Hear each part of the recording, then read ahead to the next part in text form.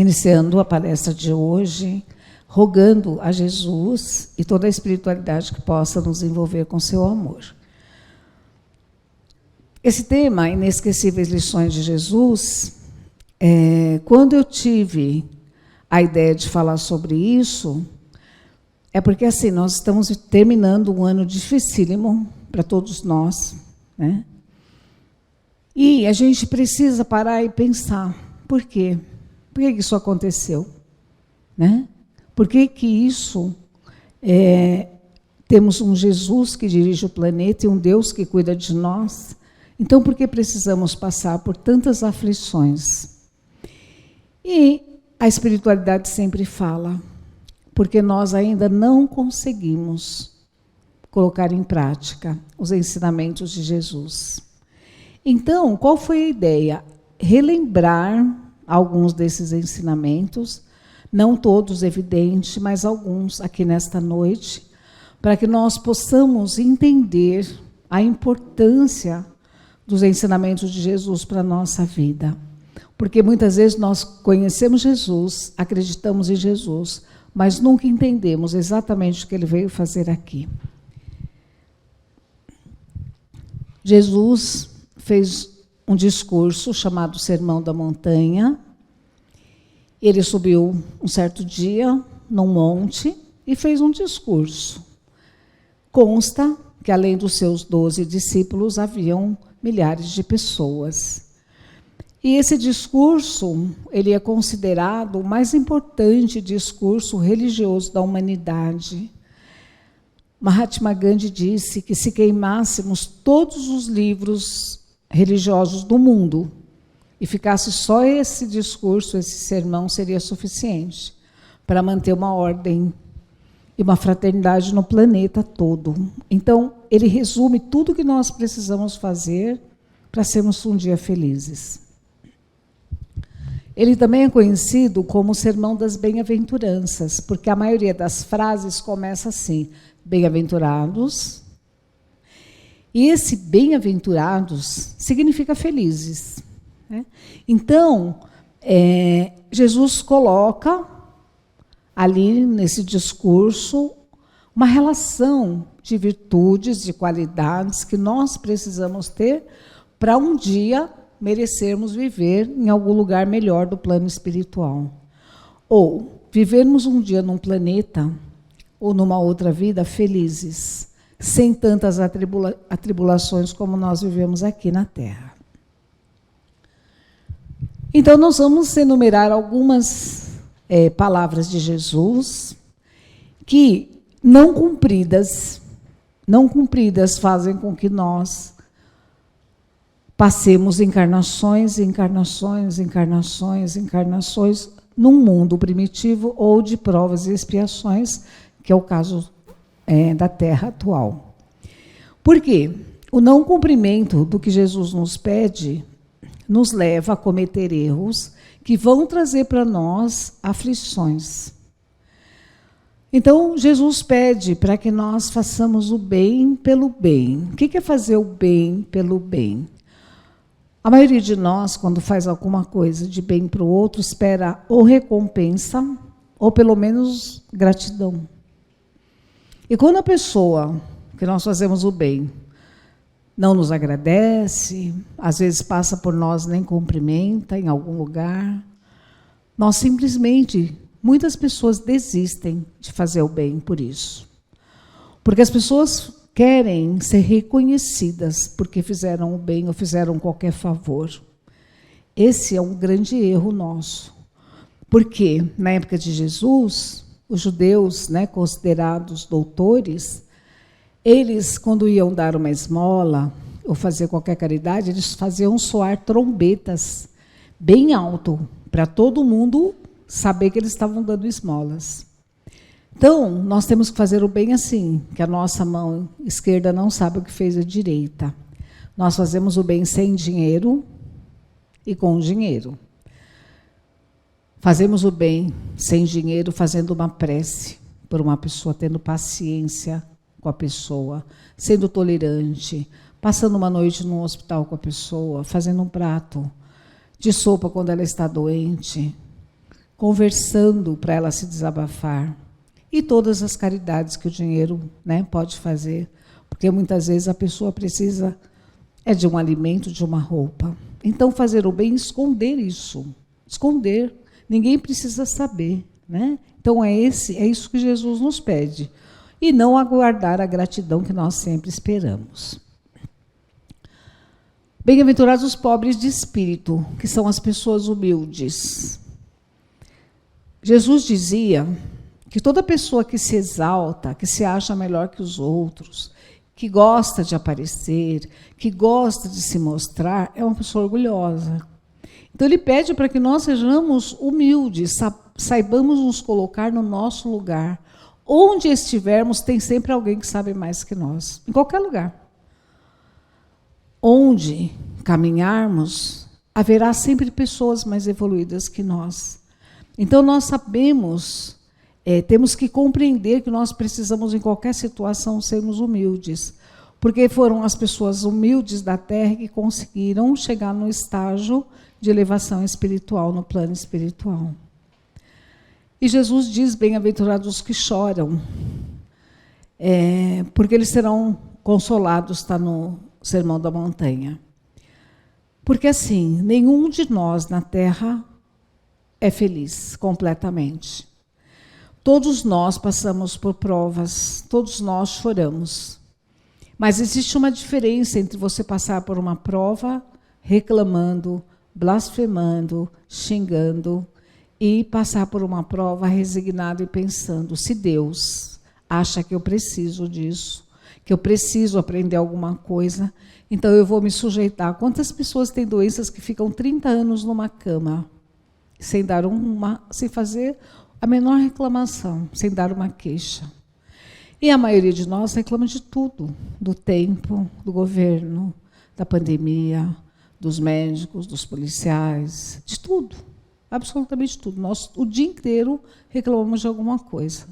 Então, toda vez que nós sofremos blasfemando, reclamando, aquilo que nós estamos resgatando, nós vamos continuar com essa dívida. Porque a dívida só é considerada liquidada pela lei de Deus quando nós somos pessoas resignadas, aceitamos e acreditamos que se Deus nos deu uma prova, existe uma causa.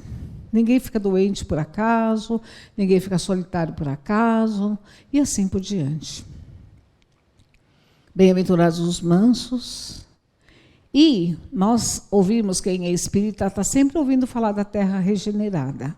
Existe, no meio espírita, uma crença, e assim, os espíritas mais importantes, né, do nosso Brasil, Divaldo Pereira Franco, Haroldo Dutra e outros importantes, dizem que esse mundo que nós vivemos, o mundo velho, o mundo de provas, tem uma data para encerrar. E essa data, segundo eles, é 2057, 2060, por aí, né? Então, Jesus afirmou que só os mansos conseguirão chegar a esse nível. Toda pessoa que não é tranquila, mansa, serena e suporta as coisas com serenidade, toda pessoa violenta, agressiva, revoltada, ela não terá vez nesse mundo, nessa terra regenerada. Porque, assim, a conta é bem simples, é uma conta bem simples, matemática mesmo. Até 2060, todas as pessoas más da Terra terão morrido. Certo? Pessoas estão encarnando na Terra muito mais evoluídas do que nós, nossas crianças atuais, que com 2 anos usa tablet, celular, né? Muito mais evoluídas do que nós. Então, e fala também o Divaldo que em 2025 a Terra será povoada por uma pleiade de espíritos iluminados que vão povoar a Terra e todos os maus vão morrer. E aí é possível essa transformação em tão pouco tempo, porque 2060 está perto, 40 anos, né? E ele diz assim, todos os bons reencarnarão de novo os que morrerem, e todos que não forem bons não voltam mais. Mas uma das condições é ser uma pessoa mansa, uma pessoa que não se revolta, agride, ofende. Bem-aventurados os que têm fome de justiça. Nós todos queremos justiça para nós. Dificilmente se encontra uma pessoa que nunca entrou com um processo na justiça, seja contra o patrão, seja contra um roubo no mercado, seja contra uma agressão, né, na rua. Todos nós, a maioria de nós já entrou com um processo na justiça. Nós queremos justiça. Nós brigamos quando vemos injustiça social na terra, no nosso país, né? Só que nós temos que, para ter essa condição de viver nesse mundo melhor, querer justiça para todos, não só para nós. Brigarmos por uma justiça para todos, toda a humanidade. Esses que pensam só em si, que seria, né, uma raiz do egoísmo, não terão oportunidade nessa nova terra. Os limpos de coração terão essa oportunidade. O que é uma pessoa limpa de coração? Jesus compara as crianças com uma pessoa pura de coração.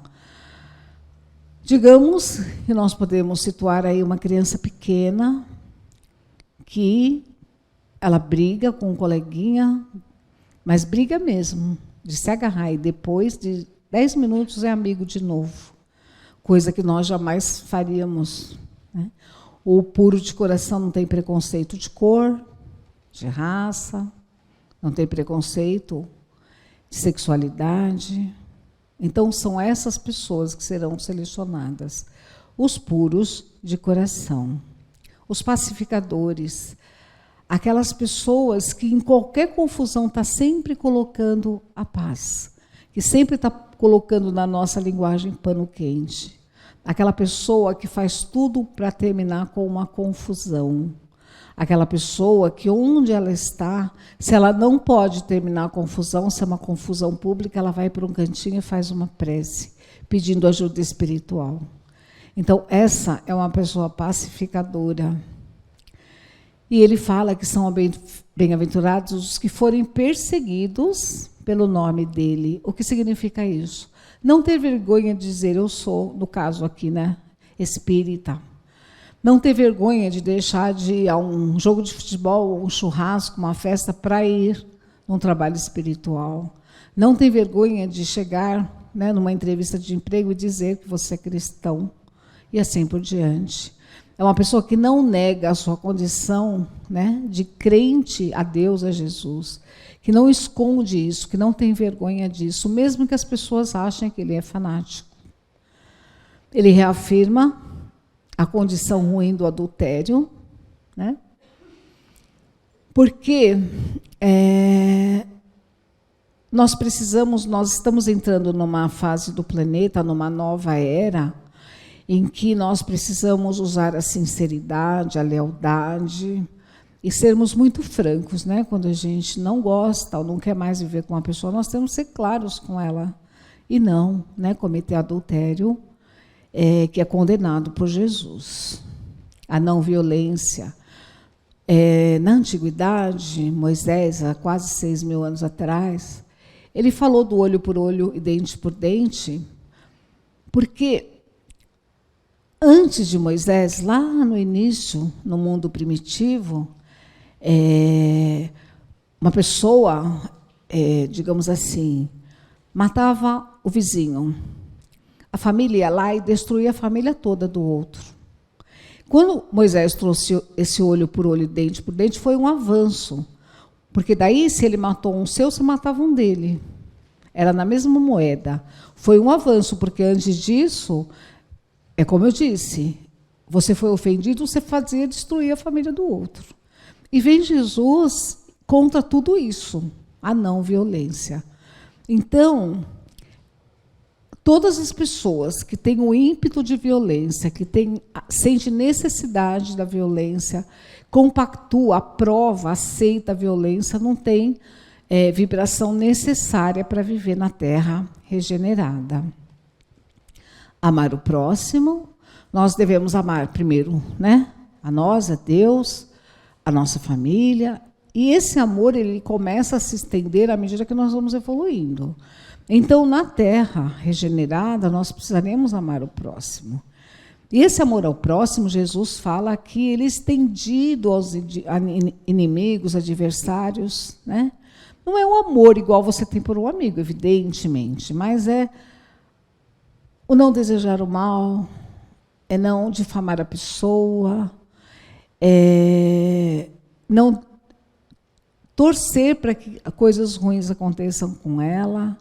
Esse amor ao inimigo é orar pela pessoa e não criar obstáculo para a reconciliação. Fala Jesus da oração, da importância da oração, né? E na época de Jesus, era comum as pessoas irem até o templo de Jerusalém e fazer oferendas a Deus. Essas oferendas eram cestas de frutas, às vezes até oferendas de animais, como pombos, né? E Jesus uma vez viu aquela fila de pessoas levando para o altar do templo as oferendas para Deus. Então ele disse assim: quando fores orar e tem alguma coisa contra o teu próximo, deixa a tua oferenda ali no cantinho, vai até teu próximo, se reconcilia, depois volta para orar. Ou seja, não adianta você orar com o coração cheio de mágoa. Não adianta você orar com o coração desejando o mal de alguém, porque a sua oração não sai de dentro da sua cabeça, ela não tem alcance nenhum, né? E aí, ele ensina o Pai Nosso nesse momento, foi a primeira vez que alguém fez o Pai Nosso na Terra, foi nesse momento, e lá ele é muito claro, né? Perdoa nossas ofensas, como perdoamos quem nos tem ofendido. Não servir a dois senhores, a Deus e a Mamon. Mamon é a riqueza, o dinheiro. Não que o dinheiro não seja bom para nós, é evidente que os mundos mais evoluídos são fartos, né? São ricos. Mas não devemos dar para as coisas do mundo material mais importância que a do mundo espiritual. Não devemos nos preocupar apenas com a vida material, em ter as coisas e não ter uma ligação com Deus.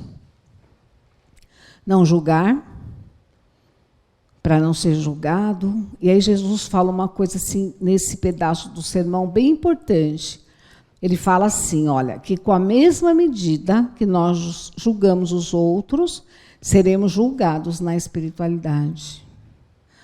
De novo, com a mesma medida que nós julgamos as pessoas, nós seremos julgados na espiritualidade. Quando entrarmos na espiritualidade, nossa vida é repassada, todos os pontos da nossa vida.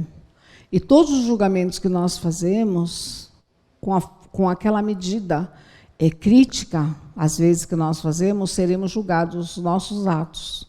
Então, nosso melhor caminho é o não julgar. Não nos deixarmos iludir por falsos profetas, falsas promessas, pagar para se obter uma cura, pagar para se obter um favor espiritual, né, para alguém fazer uma oração, e não ser iludido, nem por religiosos, nem políticos, procurarmos conhecer a verdade. A boa árvore dá bons frutos, a má árvore dá maus frutos. Então, prestar atenção nos frutos dessa pessoa, dessa crença, dessa religião. E tudo isso que foi dito aqui hoje, não basta conhecer. Eu conheço, estudei, vocês ficaram conhecendo, muitos de vocês sabem muito mais que eu, mas não é preciso, não basta viver para nós internamente, sem praticar no nosso dia a dia. Sabemos para nós, mas nós temos que colocar essas coisas em prática. Nós já sabemos há bastante tempo, através das vidas sucessivas, já conhecemos tudo isso, só que nós temos uma dificuldade imensa de praticar, imensa. Nós sempre deixamos para amanhã. Amanhã eu errei, não devia ter falado isso, não devia ter feito isso. Amanhã eu não falo mais. Não vou cometer o mesmo erro. E o tempo vai passando, nós somos jovens, viramos mães, pais, ficamos, né, na terceira idade e continuamos empurrando para outra encarnação a mudança, de atitude, de cumprimento dessas leis que estão conosco há 2020 anos. Nós já vivemos várias encarnações nesse período e já sabemos. Conhecemos em outras religiões, porque o Sermão da Montanha é para todas, né? E fala que quando ele terminou, é bem mais longo o sermão, mas o nosso tempo não permite. Mas assim, consta na Bíblia, no Novo Testamento, que quando ele terminou de falar tudo isso, os homens ficaram maravilhados, com tanta sabedoria. Como uma pessoa pode ser tão sábia? E aí tiveram a certeza que ele era o Messias, prometido por Deus a Moisés. E, quando ele desceu do monte, que ele terminou, né, esse discurso, multidões passaram a segui-lo por essa sabedoria tão grande, para aprender com ele como praticar tudo isso, que para nós ainda é tão difícil, né? E aí, a gente precisa entender, para conseguir perceber a importância de tentar praticar isso. O planeta Terra, visto aqui na imagem, né, bonito, azul, se nós pegarmos, né, um foguete e andarmos aí algumas horas, alguns dias, nós vamos ver a Terra, como os telescópios mostram, pequenininha, um grãozinho de areia no universo, quase imperceptível. É a nossa casa, é aqui que nós moramos e é aqui que Deus nos permitiu viver e evoluir. Só que o planeta evolui como as criaturas. E o planeta, por determinação de Deus, ele vai chegar nesse período aí que eu falei, e vai se tornar um mundo regenerado. Quem quiser continuar nesse mundo melhor, onde não haverá violência, onde todos terão emprego, onde nós teremos uma justiça social, onde nós não precisaremos pôr grades na nossa casa, onde nós teremos, né, condições melhores de vida, ninguém prejudicará ninguém, não seremos santos, né? Mas será um mundo melhor. Quem pretende chegar nisso precisa começar a colocar isso em prática. Porque senão o que vai acontecer? Se a gente não tiver nessa vibração em 2060, 57, nós, infelizmente, vamos ter que sair da Terra e viver em mundos inferiores à Terra e voltar para trás. E começar tudo de novo, né, em mundos violentos e passar por todas as aflições e angústias que a gente tem passado aqui na Terra ao longo das encarnações. Então, nós precisamos parar, pensar, analisar e mudar. Precisamos mudar. Então, essas são as inesquecíveis, algumas delas, né, lições de Jesus. Eu espero que vocês tenham compreendido. Tudo isso vocês encontram na internet, vocês encontram no Novo Testamento, na Bíblia, vocês encontram no Evangelho segundo o Espiritismo. Onde vocês procurarem o Sermão da Montanha, vocês encontram. Imprimam, leiam. Né? Procurem ler, procurem entender e praticar, porque é a nossa única saída para sermos felizes. Tá bom? Um beijo para vocês, obrigada. E que Deus acompanhe cada um. Obrigada, muito obrigada.